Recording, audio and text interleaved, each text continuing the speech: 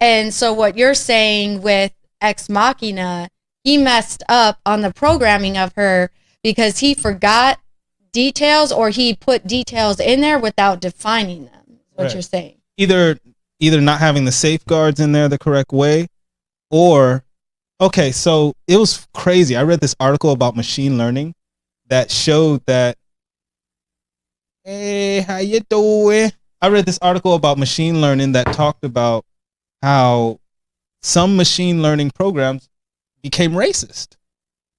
And how did it find out that this machine learning program became racist? Like, that was just the title, right? The tagline. So it's like, you're going to read that. Oh, yeah. And I read that shit. I would be. I read that shit.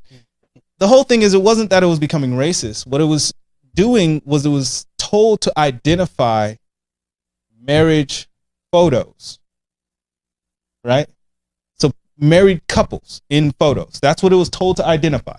Married couples in photos. Is that inherently racist? No. But no, it's not. now when so you add in the data, so you have two sets of data that you add. You add in your positives and you add in your false positives. And then behind there, you have associated with each one the truth of if it's true or false, right? You have two programs running. One is presenting options, trying to trick the other, and the other is trying to get it right the whole time. So one is picking from the positives and false positives and at random, those two sets of data, and it's presenting that to the other side that's saying, this is a marriage photo, or no, this is a car. Fuck. This is a yeah. So that's machine learning. It's trying to figure out, it's fighting each other. And as it gets more positives, oh, I'm right.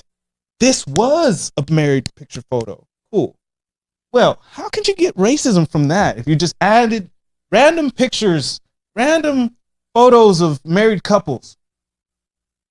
How many more married white couple photos did they add than any other race?